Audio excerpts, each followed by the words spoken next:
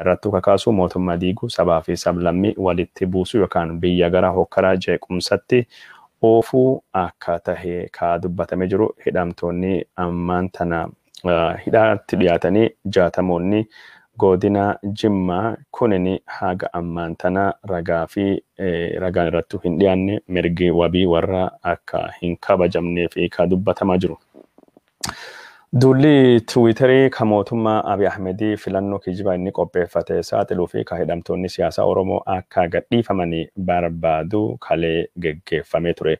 Duulli kunini wayita geggeeffamaa turetti mootummaan Abiy Ahmedii duula hidhamtoota siyaasaa hidhuu babal'isee jechuudhaan himanni dhiyaachaa jira. Abiy Ahmedii yeroo ammaan tana warra jechuun Oromoo ka filannoo dhufu keessatti dorgomuu danda'anii godinaalee Oromoo keessaa hedduu akka hidhaa jiru ka dubbatamaa jiru. Keessattuu miseensota ABO'tii fi miseensota KFO warra ta'anii godinaalee Oromiyaa adda addaa keessattuu adamsee hidhaa jira. Warra bilisiginnaa hin deeggarre jirullee mootummaan kunini barbaadaa hidhaa akka jiru ka dhagahame jiru. Duulii jechuun sooshaal miidiyaa karaa Tiwiiteriitiin geggeeffame ka mootummaa Abiy saaxiluu fi hidhamtoonni siyaasaa akka gadhiifamanii fi filannoo kijibaa Itoophiyaa saaxiluu kunini mootummaa Abiy Ahmedii keessattuu bilisiginnaa Oromiyaatiin akka malee akka qeeqame ka dubbatame. Daawwattoota keenya jaallatamoo fi kabajamoo fagoo fi dhiyoo irraa warri nu hordoftanii hedduu isin galateeffannaa. Tamsaasii keenyanii ka oduulee isin biraan gayuu fi karoorfannee kasaatii kana amma gara oduu isin dhiyeessinaa jennee mata duree guddaa dhumaa fi isiniin eegaa turrettu deemna. Mata dureen kunini dhimmi inni irrattu xiyyeeffachuu deemu hariiroo bilisiginnaatii fi Izemaa ka Itoophiyaa keessa jiruu fi hidhamuu Jawaar Mohammadiitii fi filannoo bara 2021 irratti odeeffannoo keessibee kan nuun gahe isin biraan gayuu deemna. Odeeffannoon kun akka jettutti yeroo ammaan tana bakka Jawaar Mohammadii faatii hidhamaa jiranitti Abiy Ahmed biratti warri dhageettii guddaa qabu ka yaada isaa karoorsanii fi nama lama akka tahe ka dubbatamu. Tokkoffaan ammoo namni tokkoffaan Dr. Biraanuu Naggaa yoo ta'u lammaffaan ammoo Daaqon Daani'el Kibrati ta'uudhaan dubbatame jira. Daani'el Kibrati kunis ilaalcha Itoophiyaatii fi akkasumas ilaalcha olaantummaa amantii Ortodoksii ka calaqqisu yoo taate gara qabatamaa fedhii siyaasatiin namni Abiy Ahmedii duuba jiru ka Abiy Ahmedii akka malee olii gadi naannessu ka fedhii siyaasaa guddaa qabu akka Dr. Biraanuu Naggaa tahee ibsamaa ka jiru. Biraanuu Naggaa filannoo Itoophiyaa ka ammaan tana dhufuu deemuttu jirtu kan irrattu Abiy Ahmedii waliin maal irrattu walii galanii maal irrattu jechuun wal dubbatanii odeeffannoo jettutu jira. Biraanuu Naggaa Izemaa bakka bu'ee ka Abiy Ahmedii wajjin jiru yoo taate isa qofaa miti miseensonni Izemaa ka Abiy Ahmedii birattu dhageettii guddaa qabanii warri biralleen akka jiru ka dhagame. San keessa tokkini Obbo Andargaachoo Tsiggee akka tahee ka dubbatamu. Obbo Andargaachoo Tsiggee gaafa Abiy Ahmedii aangootti dhufee nuttu roadmap yookaan ammoo karbaasaa mootummaa kana mootummaa Abiyyiitii fi karoora kennine jechuudhaan sagantaa Abiy Ahmedii eessa akka dhufe dubbatee jira. Abiy Ahmediitii fi Eertiraallee walitti araarsuu fi nuttu jechuun yaada araaraa dhiyeesse jechuudhaan araara Eertiraa fi Itoophiyaa wajjin geggeeffamellee krediitii fudhatee jira. Kunini akkasumaan odoo jiru Biraanuu Naggaas Abiyyi wajjin hariiroo cimaa akka inni qabu ka beekamaa jiru. Biraanuu Naggaa masaraa biyyaa keessa hin bahu Abiyyi wajjin oolaa siyaasaa cehumsaatii fi akkasumas haala aangoo ittiin qaban Itoophiyaa ittiin bocanii jijjiiruu danda'an irrattu gorsa isaa akka ture ka dubbatamaa jiru. Hariiroo warri kun lamaan waliin qaburraa kan kahe yeroo takkatti jechuun eegdota Abiyyi Riippaabilikaan gaardii hunda yaaddonu akka seente ka dubbatamaa ture. Abiy Ahmedii nama dhuunfaa wajjin hariiroo cimaa qabaachuun galgala irbaata fi yookaan ammoo bashannanaa fi Biraanuu Naggaa wajjin akkasittu ta'uun isaa jechuun nagaa isaatiif iyyuu gaarii miti jedhamee yeroo tokkotti gorfamee jira. Yeroon sunini yeroo Abiy Ahmedii hayyoota Oromootii fi akkasumas abbootii gadaa Oromootiin wal arguu didee ta'uu isaatti himamee jira. Amma karorii filannoo Itoophiyaa yeroo ammaan tanatti godhuu kunini ka dhufe Izeemaa irraa akka tahe ka dubbatamaa jiru. Izeemaan yeroo ammaan tanattu Abiy filannoo godhuu akka inni qabu ka dubbatee ka inni amansiise jechuudhaan dubbatame jira. Izeemaa fi Abiy Ahmed mootummaa itti aanullee biyya Itoophiyaa wajjin bulchuu fi karoora akka qabani ka dubbatamaa jiru. Izeemaan wantoota inni barbaadu tarreessee lafa kaahee jira. Abiy Ahmedis wantoota Izeemaa irraa barbaadu himamee jira. Izeemaan Abiy Ahmed karaa yaadatiin karaa ololaa fi miidiyaa yookaan ammoo propagandaatii fi akkasumas karaa dippiloomaasiitiin biltsiginna Abiy Ahmed ka gargaaru yoo taatu Abiy Ahmed karaa maallaqaatii fi akkasumas karaa bulchiinsaatiin Izeemaa akka gargaaru ka dubbatamaa jiru. Filannoo ammaan tan dhuftu durattu waliigalteen Izeemaa fi biltsiginna jidduutti dhaqqabuullee yoo baate filannoon dubatti haala wajjin taanii biyya bulchuu danda'amu irrattu ammallee mariinuu akka gaggeeffamaa turtee fi gaggeeffamaa jirtu ka dubbatamaa jiru. Izeemaa fi biltsiginnaan walgahii godhatanii mootummaa wajjin ta'uu fi kanaan dura paartii lamaan walitti fidanii tokko ta'uu fi karoorfatanii turanii haa ta'uutii malee Jawaar Muhammadiitii fi aktivistoonni Oromoo faatii eegii falmaniin dubatti falmiin sunini mariin sunni addaan akka dhaabbatu godhamee mariin sun jechuun dhoksaadhaan karaa taa'edhaan yookaan ammoo karaa undergroundiitiin akka itti fufuu ka godhame. Haala marii ammaan tanaa keessatti Izeemaan bulchiinsa magaalaa Finfinnee filannoon dubatti guututtu akka mo'achuu deemuu wanti himamaa jiru. Biltsiginnaan Izeemaan Finfinnee bulchaa nuun jettanii nurratti dorgomuu hin qabdanii yaada jedhutu kayaa jira. Bifuma kanaan Biltsiginnaan Izeemaa wajjin tahee dhimma jechuun filannoo dhufu irrattu Izeemaan karoorii isaa yookaan ammoo kaayoon isaa bakkaan bahu irrattu wal mari'atamaa ture. Gaaffiin Oromoo ka abbaa biyyummaa Oromoo Finfinnee irratti jettuu fi gaaffiin maaster pilaanii kunini akka hin kaane Izeemaan akka inni barbaadu ka dubbatamaa jiru. Kantiibaan magaalaa Finfinnee obbo Taakkala Uumaas saamicha lafaa godhe jechuudhaan Izeemaan akka inni ari'amu Abiy Ahmed amansiisuu isattu dubbata. Ture ammaan tanattu Izeemaan Finfinnee irratti mo'achuu fi akka isa gargaaru wantoota inni gaafate keessa Abiy Ahmed adda durummaadhaan waa lama godhee fi akka inni jiru maddii kun inni ka dubbachaa jiru. Ka jalqaba gaaffii abbaa biyyummaa Oromoo magaalaa Finfinnee irrattu jedhu akka Abiy Ahmed hojiirra hin oolchine. Gaaffii jechuun heera Itoophiyaa keessatti tuqame keeyyataa 49 muraa 5 jalattu ibsame.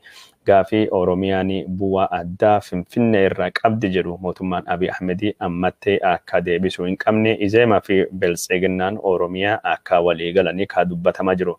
Karaa biraatiin ammoo Izeemaa Finfinnee keessatti dorgommiidhaan karakkisuu danda'u Iskindir Naggaa paartiin isaa Baaldaraasii filannoo dhufu keessatti akka Izeemaan dorgomuu hin dandeenye akka godhamu ka dubbatame. Suniif ammoo Iskindir Naggaatii fi deeggartoonni Baaldaraasii gurguddoon hidhamuu akka inni qabu yaada ka dhiyeesse.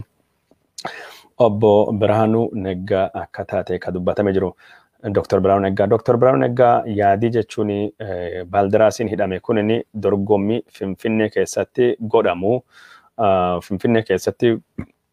godhamuuni Izeemaa mo'achuu waan danda'uu fi Izeemaan Finfinnee irratti mo'atame jennaan akka dhaaba siyaasattu faayidaan inni qabu bu'aan inni qabu guutumaa guututti hojii al ta'uu danda'a yaada jedhutu jira. Izeemaan Finfinnee ala deeggarsiisa akka malee xiqqaadha. Ammaan tana Oromiyaa godinaalee hundaa keessattu Izeemaan akka dorgomuu fi magaalota keessatti akka mo'atu karoora akka qabu. Uummattoota kibbaa keessalleetti Izeemaan babal'achaa akka jiru kadhagame jiru. Gara naannoo Somaaliitii fi naannoo Tigraayitii fi akkasumas naannoo Amaaraa deemuu fi ammoo Izeemaan akka malee sodaa keessa akka jiru kadhagame jiru. Biltsiginnaa Oromiyaatiin walqixxee sodaan uummata Amaaraa Izeemaa irraa dhufaa jechuudhaan warri Abiin Izeemaa dura dhaabbatanii akka Izeemaa falmaa jiranii ka dubbatamaa jiru.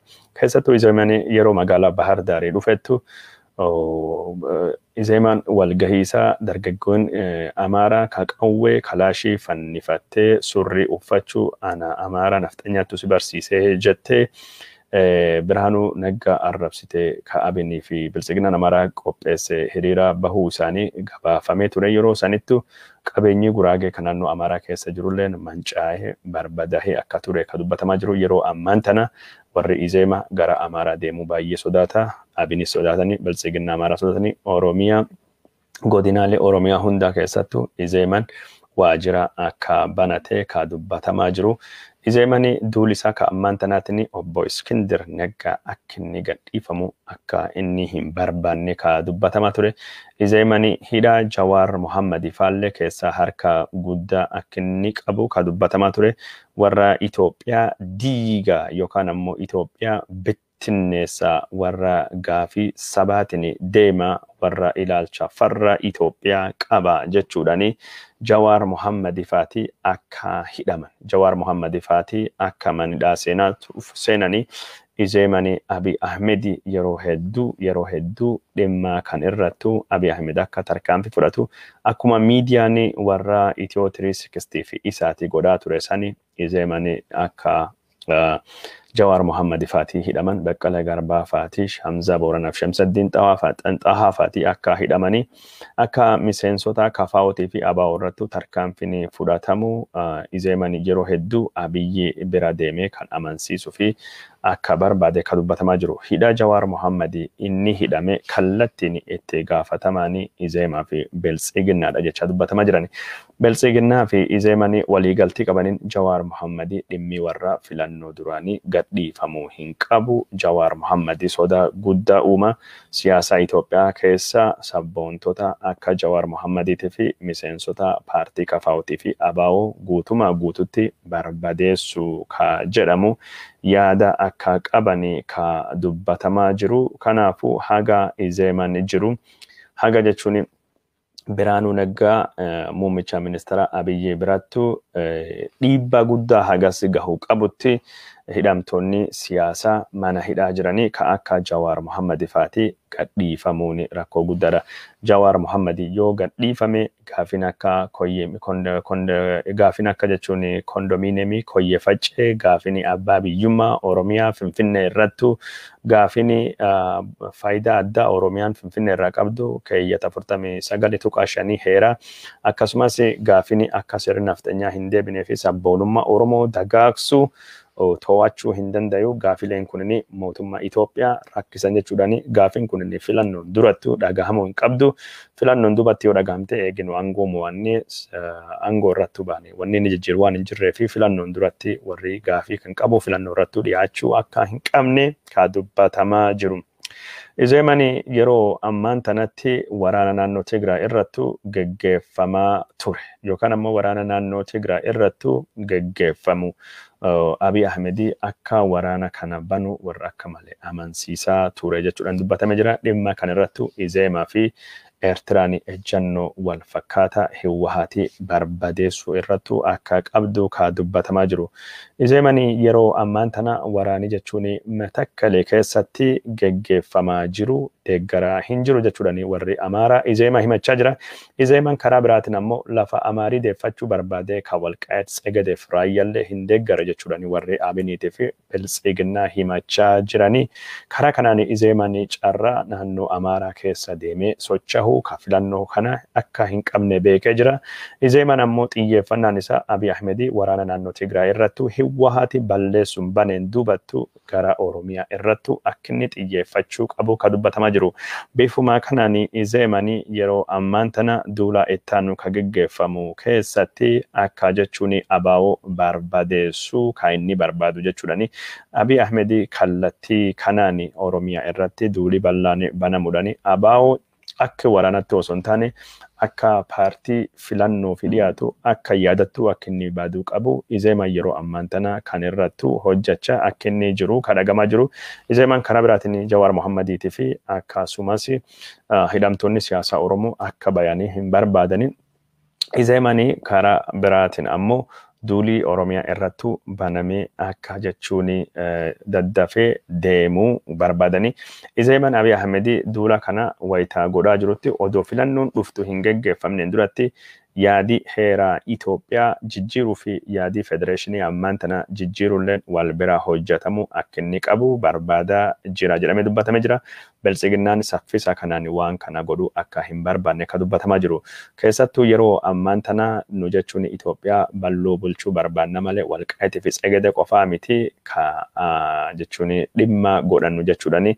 Gaafii amaalii naannoo kan deeffachuu fi qabu Izeemaan dura dhaabbachuun Abiy Ahmediif illee gorsaa kan akka kenne isaan jechuudhani.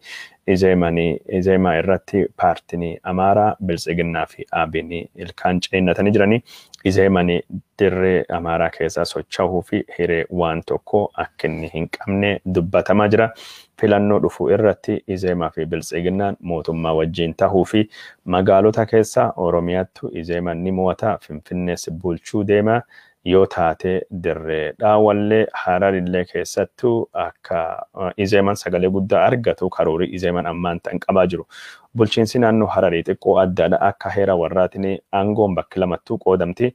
Aangoon harki walakkaan miseensa paarlaamaa warraa Oromoof ta'ee kaan ammoo Harariif ta'aa. Pirezidaantiin yeroo hundaayyuu nama Hararii ta'uu qaba. Ittaanaa pirezidaantii ammoo nama Oromoo ta'uu qaba. Bakki Hararii sun dorgommiif banaa miti saba Hararii qofatu irratti dorgoma. Bakki Oromiyaa ammoo hundaafiyyuu banaa waan taateef naannoo Hararii irralleetti Izeemaan dorgomuu fi karoora akka qabu ka dubbatamaa jiru. Bulchiinsa magaalaa Dirree Dhawaa keessattis Izeemaan dorgomee achis filannoo mo'achuu akka danda'u ka gabaafamaa jiru. Finfinnee keessas Izeemaan dorgomee mo'achuu karoora akka inni qabu ka dubbatamaa jiru. Filannoo kana aangoo ittiin qabachuu fi carraan nu qabnu ammaan tana haga Jawaar Mohammad Faati hidhaa jiranii Izeemaa fi carraa guddaattu jira jechuudhaan dubbachaa jiranii. Keessattuu ilaalchi Itoophiyummaa ka Abiy Ahmed dhiyeessaa jiru yaada Izeemaa bakkaan gahuu fi gargaara akka inni jiru kadhagamaa jiru. Warri Izeemaa waraana naannoo Tigraay keessattuu geggeeffamaa jirulles aktivistoonni warra odeeffannoo gurguddoo akka qabdu kadhagamaa jiru. Aktivistoota odeeffannoo qaban keessa nama akka Naatnaahil Mokkonnin fa'a nama akka Suyyume Tashoometii fi Abagaaz Magaaz gurbaa jedhamtu yookaan Abagaaz Abbaboona jedhamu ka dhalataa Walloo Tokkofaati warra argamanii. Izeemaan duula Tigraay irratti geggeeffamaa jiru. Kanaadhaan duula Feesbuukii kama qaballeessa uummata Tigraayitii fi qabsoo Oromoollee adda durummaadhaan geggeessaa jiran keessa tokko akka ta'e ka himamaa jiru. Izeemaan yeroo ammaan tana filannoon kun geggeeffamee jennaan filannoo kanaan Abiyyi mo'ate bulchiinsi ittaanu Izeemaatii fi bulchiinsi Biltsiginnaa waliin dhaabbatu. Heera Itoophiyaa fi sirna federeeshinii ammaan tana diiguu fi carraa gaarii uumaa jechuudhaan dubbatamaa akka jiru ka gabaafamaa jiru. Izeemaan Eertiraa wajjinis hariiroo cimaa akka qabu ka dubbatamaa jiru. Karaa biraatiin ammoo Izeemaan uummata dippiloomaatiik sarkilii keessa jiran yookaan uummata biyya alaa wajjin hariiroo cimaa qabna Itoophiyaa gara ikoonoomii liberaalittuu geessina jechuudhaan riifoormii Abiyyi jalqabe kana Abiyyi caala bakkaan baasuu akka danda'amu dubbatamee jira. Mootummaa ittaanu ka Itoophiyaa keessattuu warri Izeemaa Dr. Biraanuu Naggaa ministeera haajaa alaa Itoophiyaa itti aanu tahee muudamullee akka danda'u ka dubbatamaa jiru. Izeemaan yeroo ammaan tana gammachuu guddaa akka qabani ka dubbatamaa jiru. Warri garii ammoo Izeemaan waan tayaa jiru kunin waan hin gallee fi ammaan tana Abiy Ahmediitu fayyadamanii uummata Oromoo dhoofsisaa jiranillee Abiy Ahmed abbaa irree waan ta'eef gaafa dhuma deemee warra Izeemallee nyaachuu hin oolu jechuudhaan Abiy Ahmed nama hiriyyaa isaa Lammaa Magarsaatii fi Jawaar Mohammadiitii fi warra isaa amanamoo ta'anii hunda isaa galaafachuudhaan wanti ammaan tana jechuun Izeemaa fi Biltsiginnaa kunin hariiroon akka asumaan itti fufuu hin dandeenye dubbatamaa jira. Izeemaan karaa kanaan qormaatii yookaan ammoo fitnaaleen jajjabaan akka eegachuu danda'u ka dubbatamaa jiru. Keessattuu jechuun Izeemaan karoorinni magaalaa Finfinnee bulchuu fi qabu yeroo ammaan tana Abiin baaldaraasii fi biltsiginna Amaaraat birattu akka malee jibbama akka jiru kadhagama jiru warri biltsiginna Amaaraa dhiibbaa Izeemaa ka Finfinnee jiru yookaan ammoo dhiibbaa Izeemaa ka bulchiinsa Abiyyi bira jiru balleessuu fi karoora akka qabanii ka dubbatamaa jiru Izeemaa fi biltsiginna Amaaraa jidduu dorgommiitu jira. Dorgommiin kun jechuun Finfinnee to'achuu, Finfinnee qabachuu, siyaasa Itoophiyaa qabachuu irratti ka taayuutu jiru. Warri OPDO warri gara kaayoo waan takka hin qabne, kaayoo saba, kaayoo biyya hin qabne dorgommii kanallee harka maratanii taayaa laalaa akka jiranii kadhagamaa jiru. Dorgommiin cimaan tokkini biltsiginna Oromiyaatii fi biltsiginna Amaaraa jidduu odoo hin taane dorgommiin laalamuu qabu Itoophiyaa olaantummaa siyaasaa ammaan tana dhuftu keessatti biltsiginna Amaaraatii fi Izeemaa jidduulle dorgommii cimaatu gaggeeffamaa jechuudhaan dubbatamaa jiran. Izeemaa fi biltsiginnaan ammoo waa takka irrattu walii galan. Itoophiyummaa irratti walii galanii olaantummaa seenaa durii irrattu walii galanii bulchiinsa federeeshinii sabaa fi sablammii fi mirga kennu balleessuu irrattu walii galanii ummata Oromoo cabsuu irrattu walii galanii anattu jechuun aangoo guddaa yookaan ammoo saamichi guddanattu irra saamuu qabaa ka jedhame irratti wal dhaban malee Oromoo cabsuu fi sabaa fi sablammii kolaasuu irratti akka warri walii galu ka dubbatamaa jiru. Haalli siyaasaan Itoophiyaa itti deemaa jiru filannoon dhuftu kunini akka malee barbaachisaadha jechuudhaan dubbatamaa jira.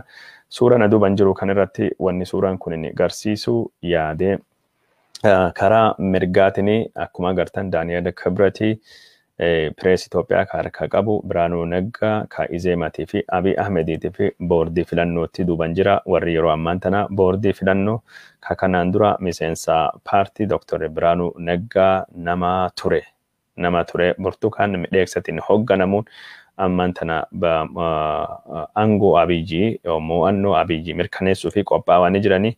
Karaa biraatiin ammoo hayyoonni Oromoo Baqqalaa Garbaa, Jawaar Mohaammed, Hamza Booranaa fa'aatii karaa bitaatiin argaman dimokiraasii cehumsa Itoophiyaa jijjiiramaa fidanii keessattuu jechuun bakkii warra malu dhabanii warri gara mirgaa masaraa biyyaalessaa keessa jiranii warri ammoo mana hidhaa keessa jiranii warri kunini duula na filadhaatti yoo jiran warri Abiy Ahmed, Dr. Biraanuu Naggaa, Daani'eel Kibrat fa'aatii, Jawaar Mohaammed fa'aatii duula jechuun hidhaa irra nu baasa ka Tiwiiteriitti jiranii Itoophiyaa keessatti qabsoon Oromoo gufuun isin qunnamte kana fakkaata waan kana jechuun Oromoon waliin tahee beekee qabsaa'uu akka qabu ka dubbachuun barbaachise.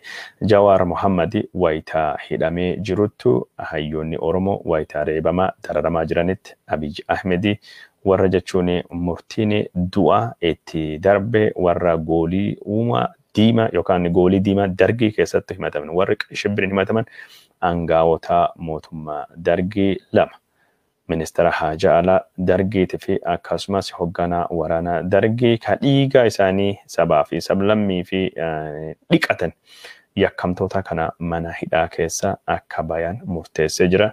Itoophiyaan Abiy Ahmed dhaabu, Itoophiyaa Jawaar Mohaammed itti hidhame, Itoophiyaa jechuun Biraanuu Naggaa Jawaar itti hiisisuu fi Itoophiyaa Baqqalaa Garbaa, Hamza Booranaa fa'aatii itti hidhame, Itoophiyaa warri nafsa gadaayii Qeyi Shibbirii jimlaa carraashii Qeyi Shibbirii Mangistuu Hayilamaariyaam bilisaanii keessa deemu yoo jijjiiramee Oromoo butamuu kun hin garsiisne kan caalaa maal akka butamuu jijjiirama Oromoo jijjiirama qeerroo fi qabsoon Oromoo fidde ka agarsiisu wanni jiranatti hin fakkaatu. Waan nu daawwattan hordoftanii fi daawwattoota kennaa hedduu isin galateeffannaa.